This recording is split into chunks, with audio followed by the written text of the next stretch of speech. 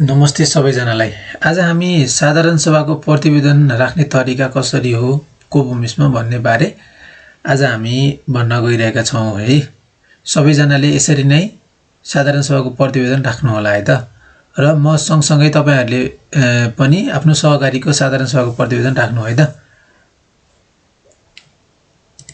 सुरुमा हामीले साधारण सभाको प्रतिवेदन राख्दाखेरि हामीसँग एउटा सहकारीको अथवा तपाईले जुन फाइलहरु अपलोड गर्न लाग्नु भएको छ त्यो फाइलहरु हामीसँग रेडी हुनु पर्यो।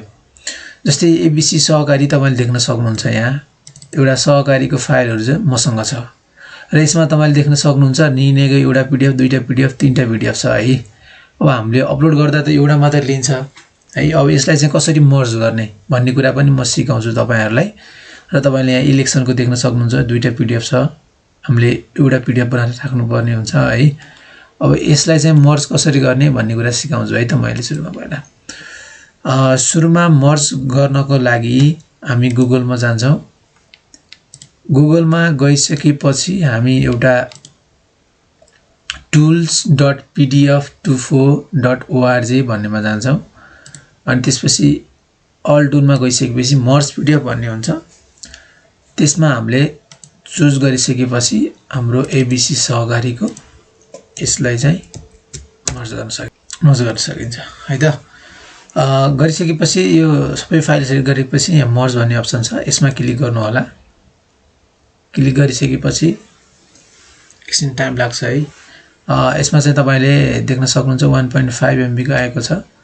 इन केस तपाईको धेरै एमबी मर्ज गर्दाखेरि धेरै एमबी आएको छ भने अटोमेटिक तपाईले यहाँ कम्प्रेस भन्ने अप्सनमा गएर क्लिक गर्न सक्नुहुन्छ। यसमा क्लिक गर्नु होला अनि त्यसपछि चुज फाइल गर्नु पर्दैन, त्यो अटोमेटिक यहाँ आउँछ। र तपाईले यसमा चाहिँ यो डीपीआई मा गएर आफ्नो डीपीआई चुज गरेर अथवा 70 अथवा 75 राखेर कम्प्रेस गर्न सक्नुहुन्छ है।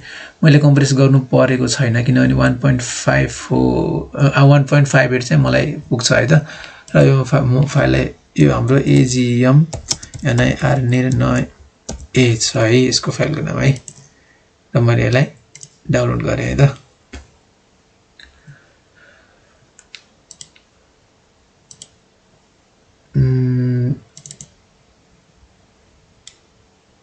डाउनलोड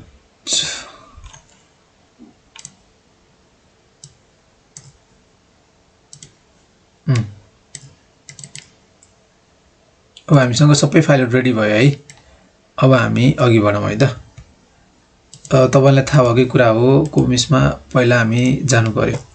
अब हामी कोपोमिसमा जानको लागि हामी गुगलमा जान्छौं। गुगलमा गइसकेपछि copomis.gov.np हान्छौं। अनि सकेपछि हाम्रो सहकारीको युजर आइडी लगइन गर्छौं। लगइन गरिसकेपछि हामी साधारण सभा भर्न लागेको हामीले साधारण सभा भर्नको लागि हामी सुरुमा वार्षिक प्रतिवेदन दाखिलामा जान्छौं। त्यसपछि वार्षिक प्रतिवेदन दाखिलामा गएर साधारण सभाको जानकारी भन्नेमा दिन्छौं है। सुरुमा जानकारी दिएपछि मात्र हामीले प्रतिवेदन राख्न मिल्छ है। अनि नयाँ थप्नुहोसमा जानुहोस्। अनि त्यसपछि साधारण सभा कुन विषय हामीले राख्न खोजेको त्यो विषय चुज गरेपछि हामी अघि बढ्छौं। अनि कुन आर्थिक वर्षमा भएको हो त्यो राख्नुहोस् र साधारण सभाको मिति कहिले हो त्यो राख्नुहोस्।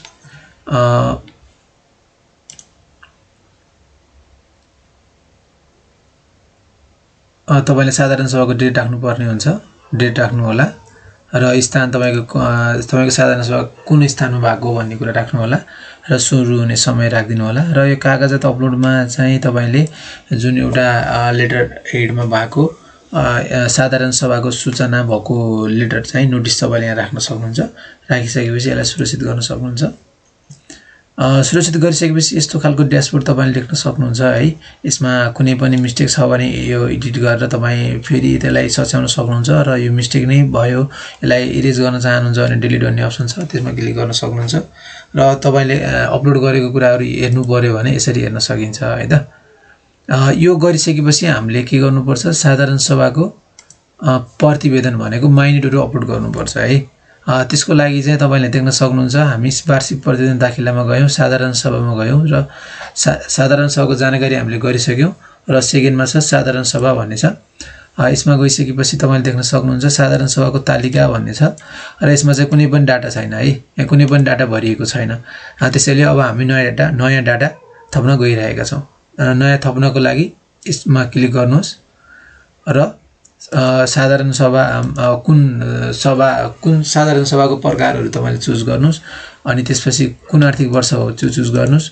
तपाईले आर्थिक वर्ष चुज गरिसकेपछि अटोमेटिक डेट आउँछ है, तपाईलाई के समस्या गर्नु पर्दैन है डेट लेख्नुलाई।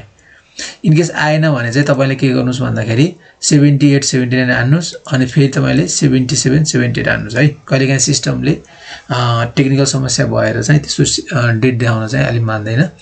र तपाईले एजेन्डा प्रस्ताव यहाँ देख्न सक्नुहुन्छ बक्स र निर्णय यहाँ देख्न सक्नुहुन्छ। यो जति पनि एड गर्न सक्नुहुन्छ तपाईले।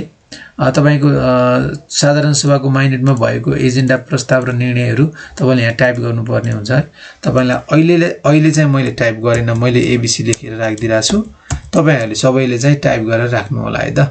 मेन बुदाहरु मात्र राख्दा हुन्छ, सबै राख्नु पर्दैन। जस मेन टपिकहरु नियामक निकायबाट सरहरुले हेर्नु भयो भने त्यो बुझिने तरिकाले राख्दिनु होला। र त्यसैगरी लेखा परीक्षाको नाम यहाँ लेख्नु पर्ने हुन्छ र प्यान नम्बर यहाँ लेख्नु पर्ने हुन्छ। लेखा परीक्षाको नाम यसरी लेख्नु पर्ने हुन्छ है।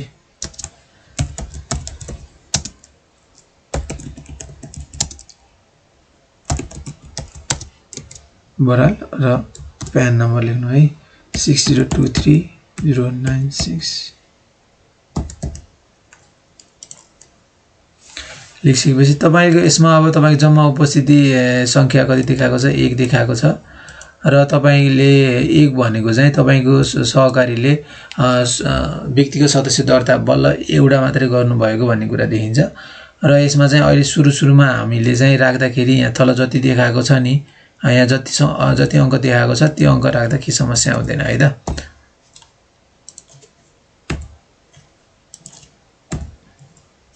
र तपाईहरुले पछि सबै सदस्यहरुको भरिसकेपछि चाहिँ जति हो त्यति राख्दिनु होला। अहिले चाहिँ हामीले यस्तो किन गरेको भन्दाखेरि अहिले हामीले हाजिरीको अपलोड गर्ने बेलामा सबै सदस्यहरु कतिजना उपस्थित हुनुभएको भन्ने माइन्डमा देखिन्छ। त्यही भएर चाहिँ हामीले अहिले चाहिँ ठ्याक्कै समस्या पर्दैन। तपाईहरुले चाहिँ सबै सदस्यहरु जहिले पुरा हुन्छ त्यहीले को साधारण सभा राख्दा पनि भयो र तल जति देखाउँछ अहिले त्यति राख्दा पनि भयो है त। यदि पुरा भएको छैन भने सदस्यहरु इन्ट्री गर्नु भएको छैन भने तल जति देखाएको छ त्यति राख्दिनु होला है त। र हामीले अब हाजिरीको अपलोड गर्छौं। हाजिरीको अपलोड गर्यौं अनि माइन्युट निर्णयको अपलोड गर्छौं।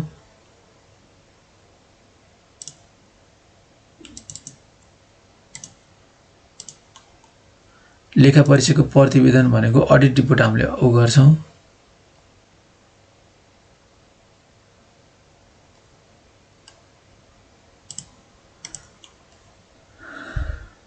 लेखा परीक्षाको प्रतिवेदन भनेको अडिटर डिटेलहरु राख्दा हुन्छ है।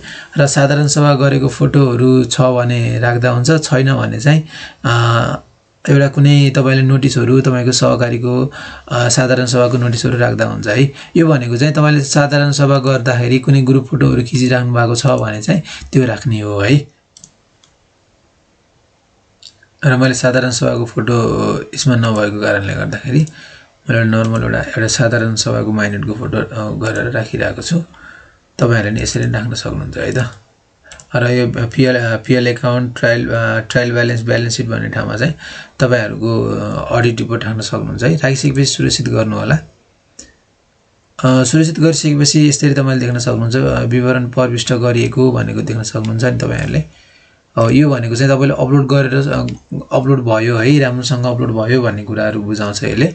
र तपाईले यो अपलोड गरेर मात्रै हुँदैन है। तपाईहरुले चाहिँ अपलोड गरिसकेपछि तपाईले यो आँखा जस्तो साइन देख्नु भयो तपाईले हो, यसमा क्लिक गरिसकेपछि नियामक निकायलाई यो जानकारी पठाउनु पर्ने हुन्छ। पठाउनको लागि प्रतिक्रिया भन्ने देख्नुभयो नि, त्यसकोमा चाहिँ तपाईँले अझ केही लेखेर पठाउनु भयो भने पनि भयो, अथवा नलेखिकन पठाउँदा पनि भयो।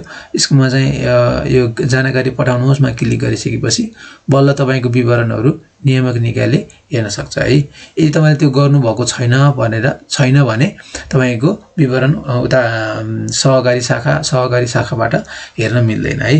तपाईँले त्यो चाहिँ जसरी पनि गर्नु पर्यो है। र यो फेरि हेर्नलाई तपाईँले आफूले गरेको विवरणहरू हेर्नलाई चाहिँ यस्तो आँखा जस्तो साइनमा गएर क्लिक गर्नुभयो भने हेर्न सक्नुहुन्छ। इनकेस तपाईँले कुनै मिस्टेक भएर तपाईँले विवरण गइहाल्यो, जानकारी पठाइहाल्नु भयो भने पनि तपाईँहरू आत्तिनु पर्दैन। तपाईँले आफ्नो नियामक निकायलाई कल गरेर फेरि सच्याउनको लागि अनुरोध गर्न सक्नुहुन्छ है। यसरी नै तपाईँहरूले सहकारीको साधारण सभा यसरी नै तपाईँले अपलोड गर्न सक्नुहुन्छ। अहिलेलाई यति नै। फेरि पनि तपाईँको वार्षिक प्रतिवेदन दाखिलाको निर्वाचन कसरी गर्ने भन्ने भिडियो चाँडै नै लिएर आउनेछु भन्दै बिदा हुन्छु। हस्त नमस्ते।